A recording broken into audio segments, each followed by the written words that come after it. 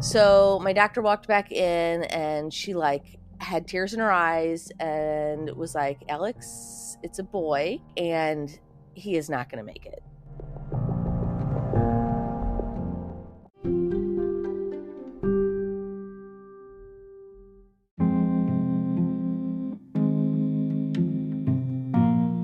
Welcome back to A Fresh Story. This episode is part of a special series for October, as it is Pregnancy and Infant Loss Awareness Month. We are honored to hold space for these profound conversations and share these stories. These stories may be of grief, but they are also of hope, resilience, and most of all, unconditional love. As a reminder, be gentle with your heart.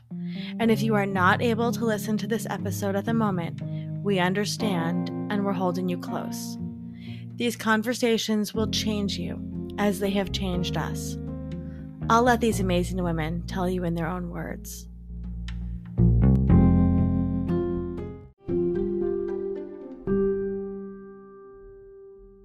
Alex Mooney is an award-winning photographer in St. Louis, Missouri. 10 years ago, I was sitting on the floor of my little boy's room. I think he was about 1. And I desperately wanted somebody to talk to. I flipped open Instagram and literally searched the hashtag boy moms or something like that, and Alex Mooney's face popped up. She was a stranger. She was just somebody on Instagram, and I had no idea how much she would change my life. Over the last decade, Alex and I have been through a lot together. She helped me through my divorce, and I learned so much from her, watching her walk through hell when she lost her child. When we decided to put the series together for October, being Pregnancy and Infant Loss Awareness Month, I immediately turned to Alex for her consult and her direction. Not only is Alex an award-winning photographer, but she's an award-winning birth photographer. And she photographs death too. I wanted her to talk about everything. How she left the hospital without her child, and then continued to support families in honoring their children in so many ways. I'll let Alex explain a little bit more. 5 years ago, 2018, I was pregnant with our fourth. Everything was going kind of like it did with the last 3. I was working at a school, but I had just gone kind of part-time. So I was doing a lot of online teaching with them. And then that kind of opened my schedule up to be a mom, but also to do photography, which was what I really wanted to do. And at the start of that school year, I think I knew I'm done teaching after this, but I was like, I'll write it out and, I don't want to leave them in the lurch. So as kind of the fall went on, I don't know, around week 16, I just sensed something wasn't right. I wasn't supposed to have my anatomy scan until 21 weeks, but I called my OB and was like, can we move it earlier? I don't know. I just, she's like, oh, we can come in, you can come in, we can listen to heart tones and stuff. And I said, no, I have a Doppler at home. Can we just move the big scan? She's like, yeah. So we moved it 2 weeks earlier to 19 weeks. 19 weeks was the beginning of October. And I went in by myself because my husband works nights. And I was like, just sleep. We've done this, 3 times before, just go to bed. So I went by myself, and I remember walking with the ultrasound tech down to the room and telling her, I think I may have a, anterior placenta. I haven't felt this baby move, but I'm gigantic. So I feel like I should be feeling something. I laid down and she put the probe on my belly, and instantly she went silent, and she looked for, I don't know, maybe a minute and turned the screen off and said, I'm going to go get your doctor. And I said, well, what's wrong? She's like, just baby's got a lot of swelling. I was like, oh, okay. And, I don't think I really knew at that point because okay, well, this is bad, whatever. So my doctor walked back in and she had tears in her eyes and was like, Alex, it's a boy, which, I was shocked because we usually don't ever find out. But at this point I didn't care. And she's like, it's a boy and he is not going to make it. And I was like, wait, what? You can tell all that from the, and so they laid me back and they scanned again, and it was like everything they scanned would just find something worse and worse. I don't even think I considered this as a possibility because I don't know. I feel like I had 3 easy pregnancies prior, and was totally naive to the fact that anything bad could happen. And I knew that that happened to people, but I don't know. You back then and even now, like, you don't hear about people talking about loss a lot, and so I guess you live in this bubble where you think, well, it didn't really happen that much, so we should be fine. Or you think like, oh, you heard the heartbeat, the first ultrasound, so there's only a 5% chance of loss after that. So you don't realize there are a ton of things that can go wrong. So I'm like freaking out, and my doctor's like, well, where's Mike? And I said, well, he's at home sleeping. I said, can you call him? So she called him and woke him up, and he, I think, was stunned. She didn't tell him much, but was like, you need to get here. So we went back to her office, and I just kind of sat there like not knowing what to think. And she's like, we're gonna try to get you in upstairs, which they're like, there was like a MFM team, in the, her offices in the hospital. So and one of the upstairs offices was like MFM, one of the MFM teams they work with. And she's like, we're going to see if we can get you in right now. And, they can do another scan and give a little bit more. I was like, okay, okay. And so Mike got there, and we both just like, they let us out a back door. Like, we didn't have to go through the waiting room, which I was like, I didn't even know there was a back door. Yeah. And we went upstairs, and they got us in right away. And this new sonographer was doing like a real in-depth one. And I remember I kept asking her questions, and I hate this about ultrasound techs. I mean, I get it's their job, but they can't ever tell you anything. Right. And like, well, you have to talk to the doctor. And, part of me wants to be like, can the doctor just like sit in here and answer my questions while I'm asking, because anyways, that was hard because yeah, and I was like, I want answers, but I'm not gonna have to wait, for the doctor to review this. Anyways, so she did that, and then she left, and we just sat in there kind of like stunned silence. I remember we had dinner plans that night. We were supposed to go to some friends' houses, and I text and was like, hey, we're not gonna be able to make it. She's like, oh, everything okay? And I was like, no. And then she just like blew up my phone, and I was like, I'll talk to you later. So I'm sure that freaked her out. But so yeah, the doctor came in and, told us all the findings. And yeah, I mean, she was basically like, I don't know how this baby still has a heartbeat because, she just listed off all of these issues that he had, and there was a ton of swelling. And, and she said he has a lot of markers for trisomy 18, but it may not be that. He may have, you may have gotten some kind of infection that went to him. A lot of this is common with parvovirus. And so, of course, I'm like, oh my God, did I do something?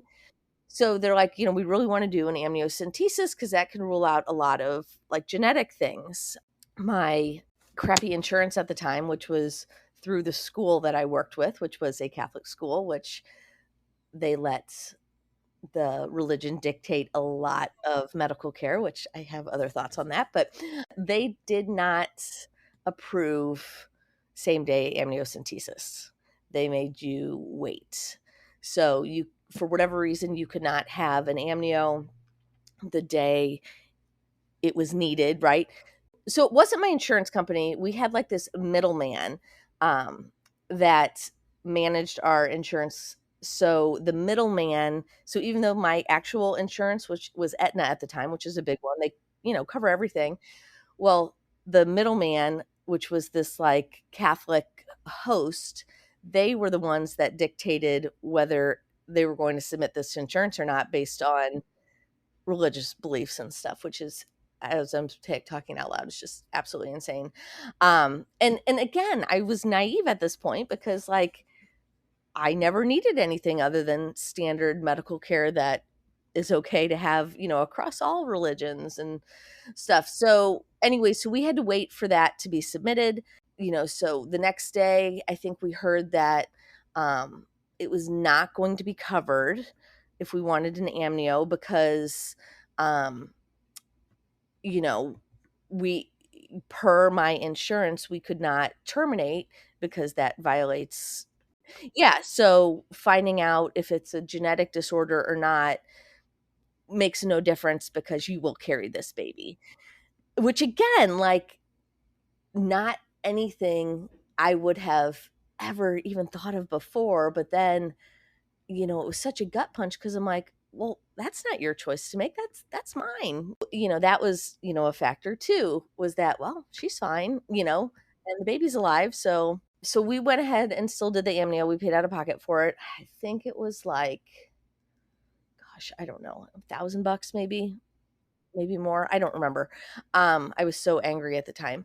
We wanted to see like the genetic counselor and such, which I think that was covered because that was just like chatting.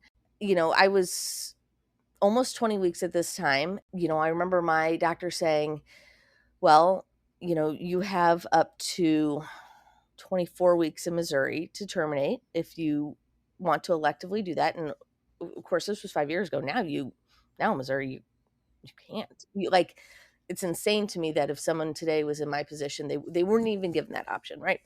I was like, oh my gosh, my head was spinning, and we, of course, our personal choice. Other people may have different ones, and that's fine. That's their choice, and that's what I like about the time we were in, was that we had a choice, right?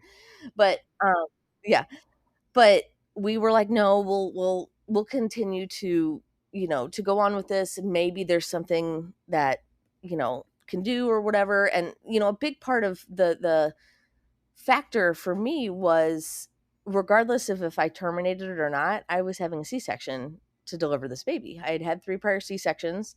This baby was measuring 10 plus weeks ahead.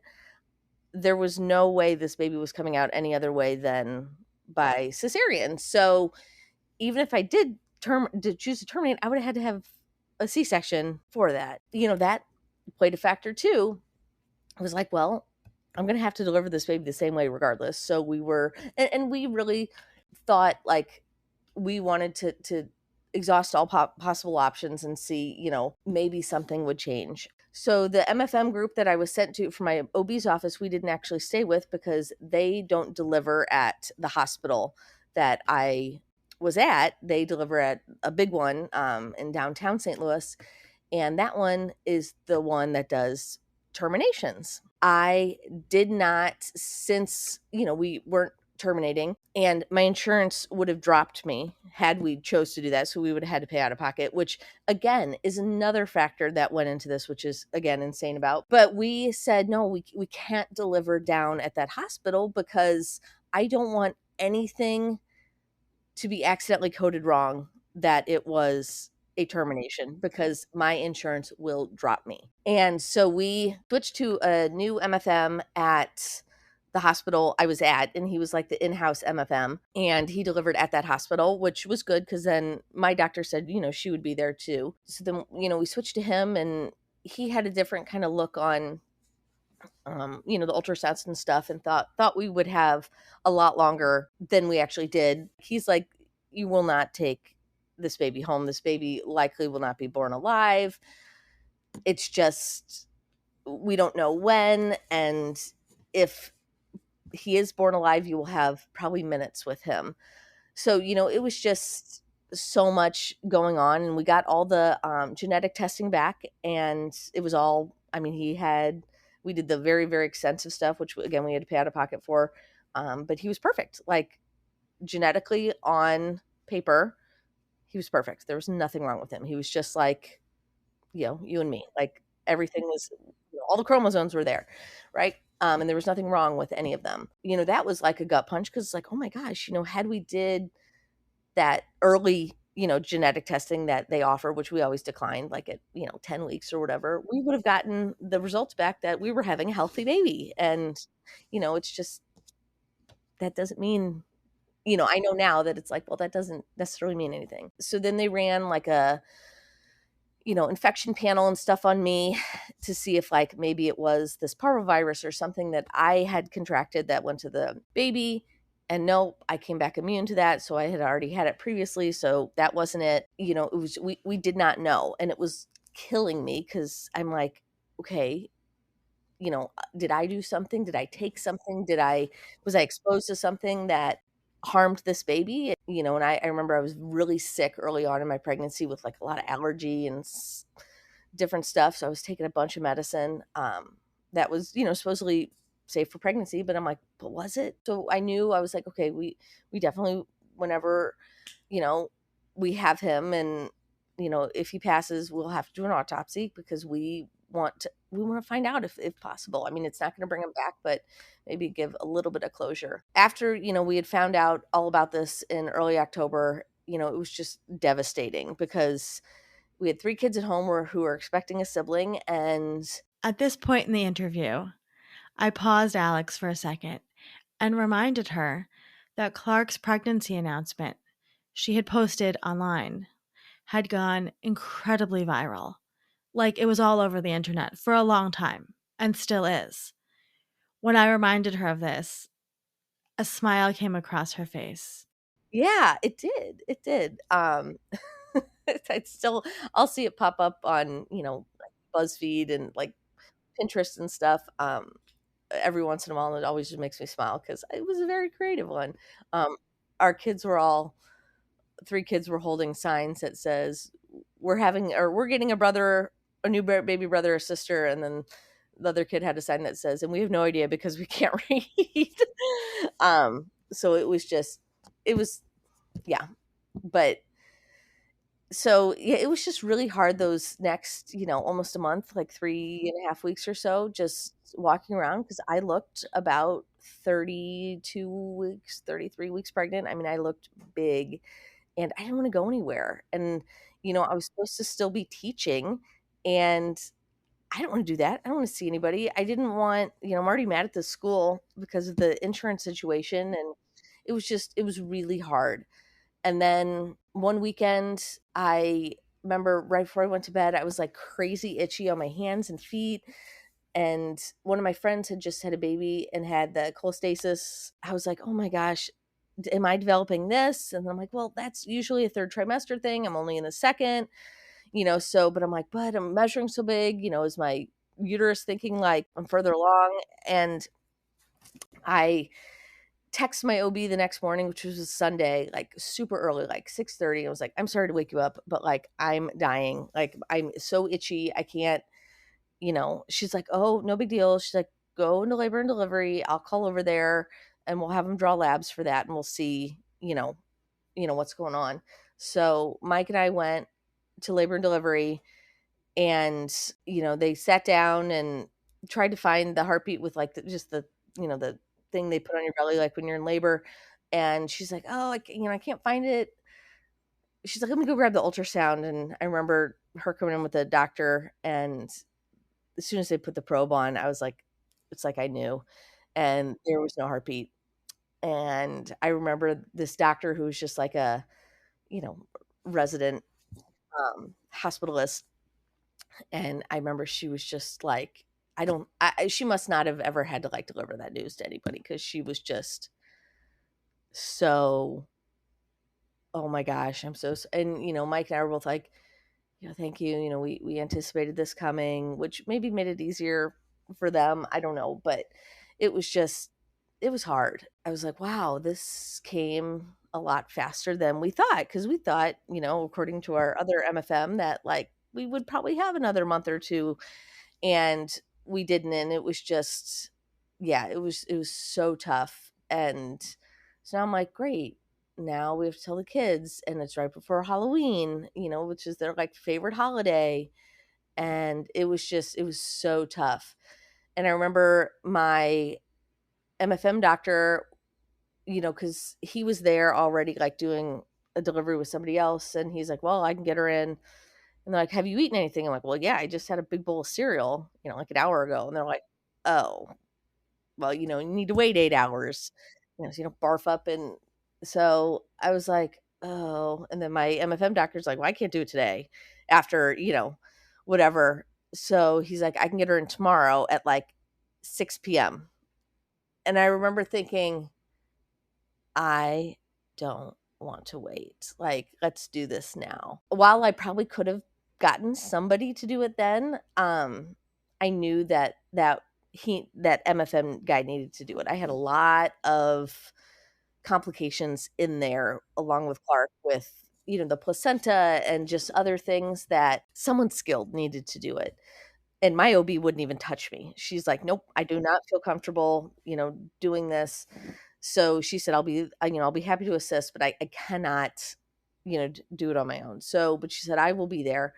We left. They're like, well, we can go ahead and admit you and you can, I'm like, I'm not staying. Like, I'm going home and going to sleep in my bed tonight. So we went home and, we told our parents and the kids, and it was just so tough because, we're there and they're like, well, if the baby died, why is your belly still big? And I remember texting my buddy who's a photographer. We're, like backup partner photographers, and she was like, "We're doing maternity pictures tonight." And I was like, "No, we're not."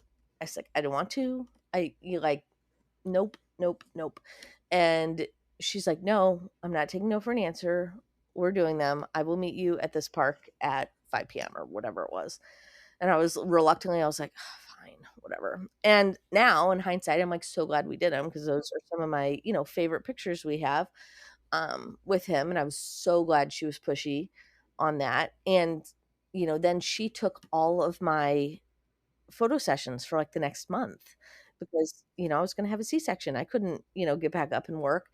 So she was so wonderful in doing that. And she was like, and I'll be there for Clark's birth too.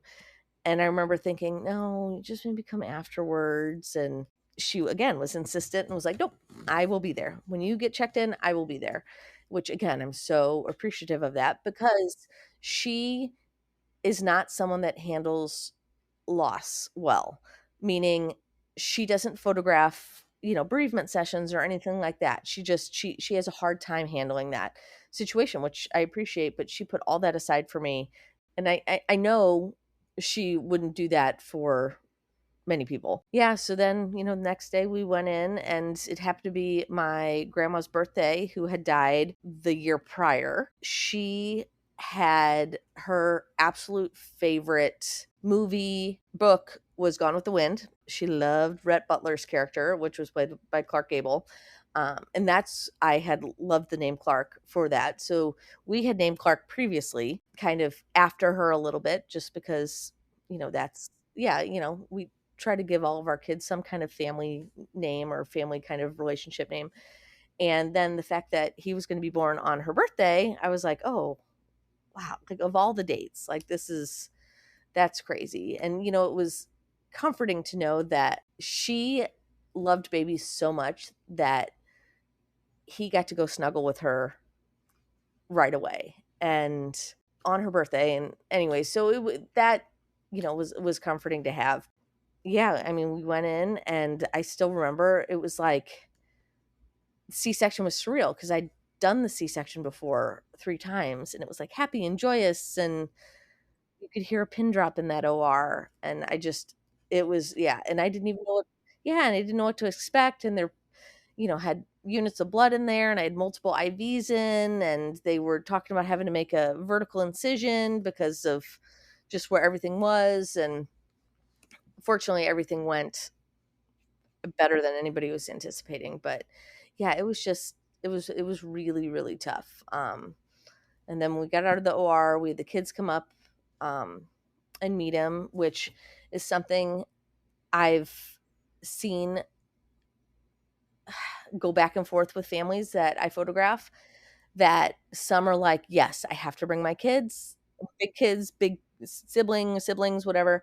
They have to meet this baby. And then some are like, absolutely not. I don't want them to see this baby like this or anything. And, it's just, I don't know. I tell people all the time, I said, you never regret having the pictures taken. You only regret not doing it. And I've heard from many people over the years, oh, thank you for the photos. Like, I wish I would have had my son come, or I wish I would have had my daughter come, or, but when you're in that moment, it's like, it's so difficult. And then again, you don't want to be super pushy to people to be like, hey, you should do it. Um, but at least if they don't bring their, kids up, they have photos, which is more than some people don't even take those. So, I wanted the kids to come up. Mike did too. Wanted the kids to come up, and the grandparents came up, and um, yeah, it was good, and our kids still to this day, 5 years later, the three big ones still talk about it, and Patrick always, our oldest, always includes Clark in everything. He had to do something for school, and he said, "I have two brothers and two sisters." It's like, you do. Um, so yeah, it was just it was a lot, and just all of a sudden now I wasn't pregnant, and I had a baby that I'm leaving the hospital without, and now I have to navigate this whole path of something I never thought would happen, but now did, and I'm part of this club where you leave the hospital empty-handed, and it's just, yeah, it was really, it was a really tough time, and yeah, it just, that was, losing him was the catalyst for a lot of things to come, which, I'm so appreciative of him for that, because he pushed me to do things and to make big leaps and fresh starts and stuff like that, that I don't think I would have done had he not come along. One of the major life changes that came from Clark's passing was the decision to change her career. A lack of support from her workplace after Clark's death was the impetus for this major change. Alex explained more about the lack of support and her decision to leave teaching and pursue her dream of becoming a professional photographer. And I wrote a lot about this, but the thing that still sticks out is the silence from people. And there's so many people out there that don't want to talk about things that are uncomfortable, which I get it. It's hard, but those things are part of life, and difficult things happen. And to just shut down and not say anything is infinitely worse than, try saying something, and for fear that you're going to say the wrong thing. So that was like really hard, was, these people, some of them that, were close or thought were close, and it's just like I didn't hear anything from them, and it's just, that was really hard. But then on the flip side, we had so many people who were so great, in supporting us. And, I love hearing his name. I love hearing, people talk about him and reference him and make sure, that he's still very much a part of what we're going through. But people supported us in all sorts of ways, obviously, like brought us food and different things like that. But, I had an internet friend send crafts for my big kids, and included something for them to make, for Clark, and just, just different things like that, that just people reaching out, even just a simple text message to say, hey, just don't even need to respond, just checking in, sending you a hug, that kind of stuff. So, that was really great. I was teaching at the time. I was like part-time teaching, so mostly online classes, but I would have to go in every once in a while. And, after we lost Clark, it was like radio silence from my job, which was wild because I was very open about it, right? And I was friends with a lot of people I worked with, on Facebook, but like I didn't even get an email or anything that was like, and I remember reaching out to our HR person and being like, "Hey, I just had a C-section. Like, I need some time off." Like, and she didn't respond. And I remember being like 2 days post-op, still at the hospital grading papers because this person hadn't gotten back to me, and no one had like sent a formal announcement out about this at school. And I felt weird that, like, why should I have to do this? Like, I don't know. I feel like the principal should do it. And it went on for weeks. No one reached out. No one. And in the meantime, I'm seeing these emails go through about like, pray for so and so's mother who's fighting cancer, or congratulations, so and so, on your new baby, or we're having a prayer service for this. And I'm like, what the? Like nothing. Like flowers, maybe? I thought employers would send flowers. Nothing. Nothing. And my friend who retired the year before, I was talking to her a lot about this, and she was just like appalled. So finally, after like 3 weeks, she called the assistant principal and was like, "You guys effed up." And So then, like, the phone calls started coming from these people, but I was so mad at the situation and just how they, like, just didn't care, it seemed, that I didn't answer them.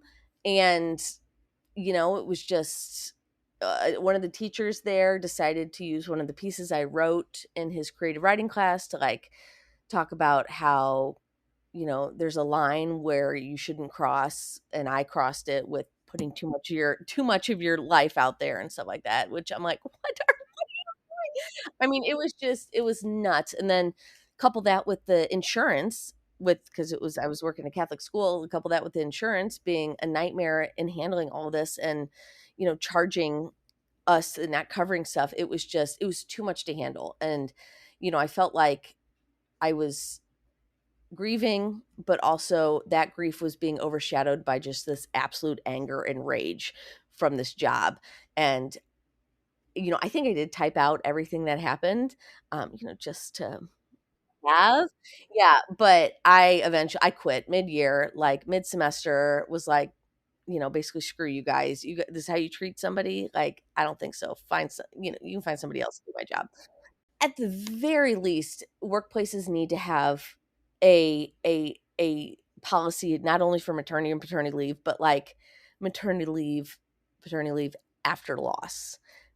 So many of them are like, "Well, you can have 2 days," and it's like, "What?" Like, I just had surgery, and it's just bananas that they don't have that a lot of these companies are just, like, in the dark, and again, I think it goes back to the fact that it's like, we don't talk about it, it doesn't happen, and staying silent on it. So companies totally need to have that kinda built in, to their whatever their leave schedule is. Companies need to have, like, a dedicated person who takes charge of when bad stuff happens, whether it's a parent dying or your child or whatever that, okay, we're going to send flowers, we're going to send a card, we're going to have everybody like, we're going to send a gift card or DoorDash.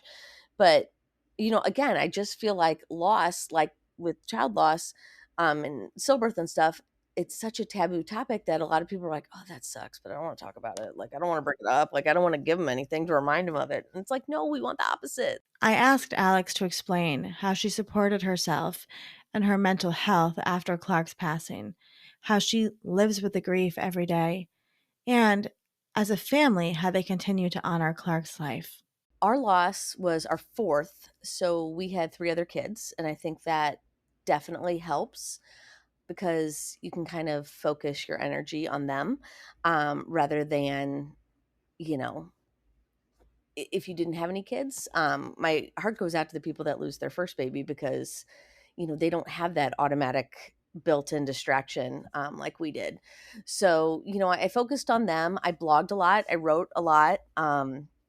Which was like writing has always kind of been therapeutic for me. So writing kind of helped, get my thoughts and feelings out and just kind of shared my story. And I feel like that kind of helped, keep going and connect with people and such like that.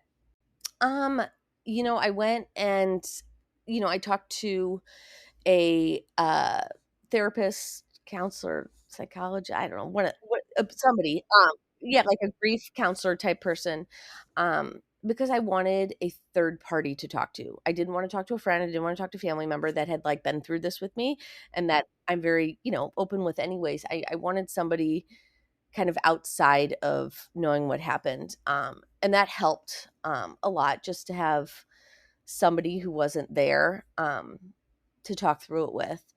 Um, that helped. Again, just kind of finding a a niche for my grief per se, and obviously blogging helped and talking about it, worked for me. And I know that's not everybody's thing because and that's fine. But definitely finding like a a group of people or even one person that you can connect with that maybe has gone through this with you that you can talk to, because I think that's so important to get these emotions out. Even a Facebook group, I'm in some, lost Facebook groups, and those posts that people put up, I mean, they're really opening themselves up, but they get so much good feedback, and I think that's so important, to not let, all this kind of bottle up, but it kind of helps you in your journey.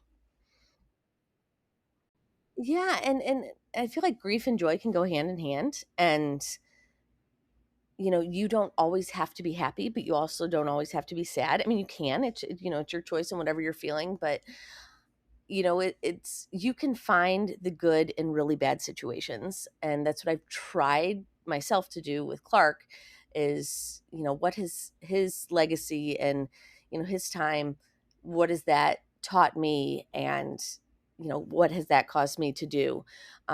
So I mean, I look at it like that, but I have other friends that have lost kids and babies and infants several years ago, and it is almost like a wave or a teeter-totter, where some days you have really good days and you may only think about them a couple times, and some days you're just so consumed you don't want to get out of bed.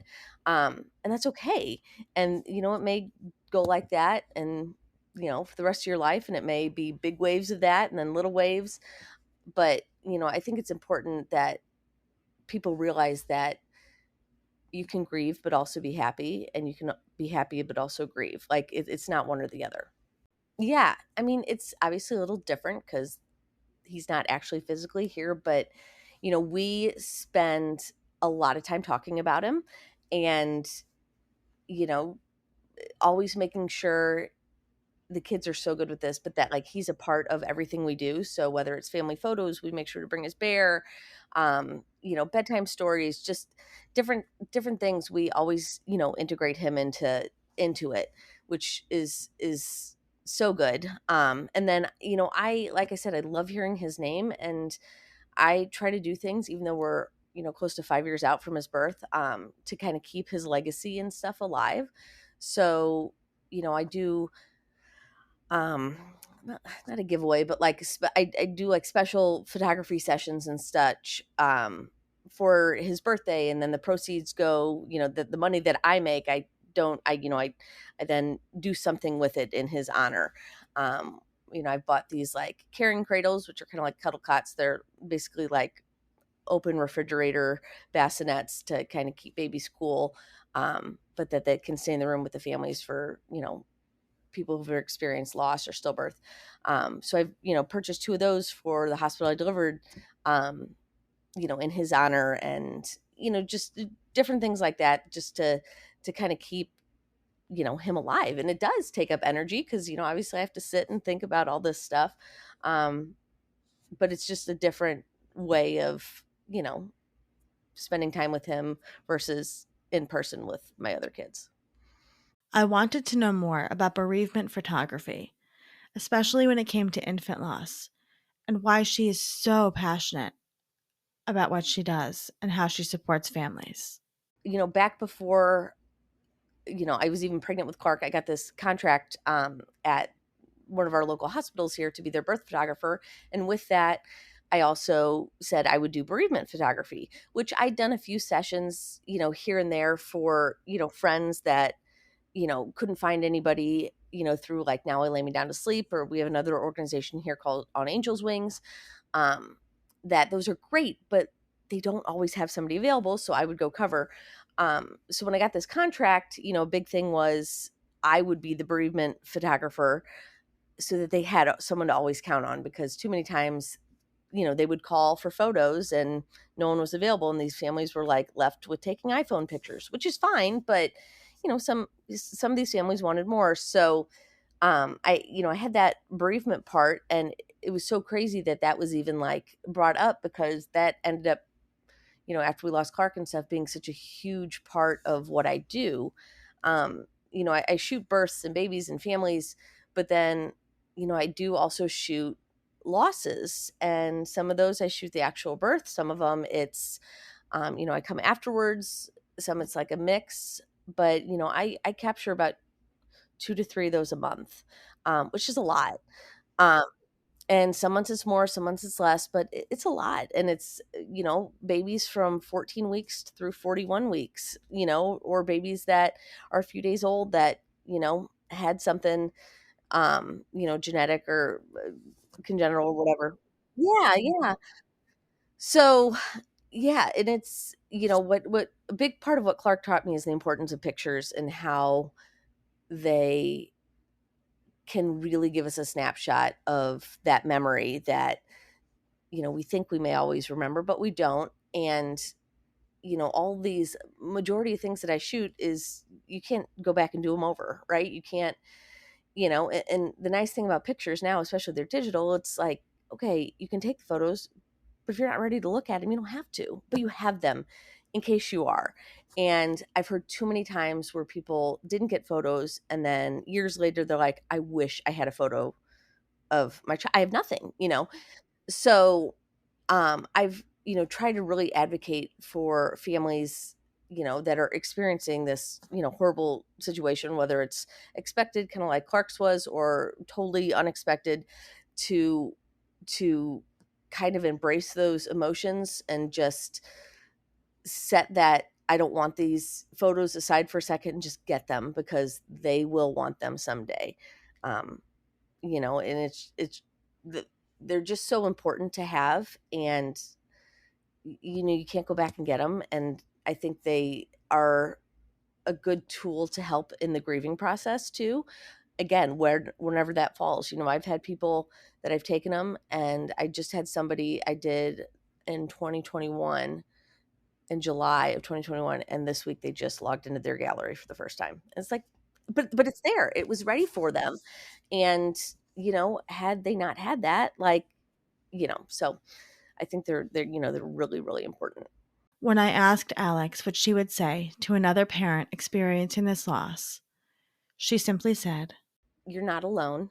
It seems like you are. It's so isolating. It's so, awful. You may not know anybody who's been through it, but there are people out there and resources that can help, and they do help. And the biggest thing I tell families, when they reach out to me is, please don't feel like you're going through this alone. Like, you're not. We can, I can help you in any way, obviously, but um, know that, you have people here supporting you, because I think that's the biggest thing that you need when going through this is support, and that from all angles, whether it's Facebook groups or, in person. So "Thank you, Alex, for sharing your story and helping so many people feel less alone. Thank you for sharing Clark with us. We will remember him always."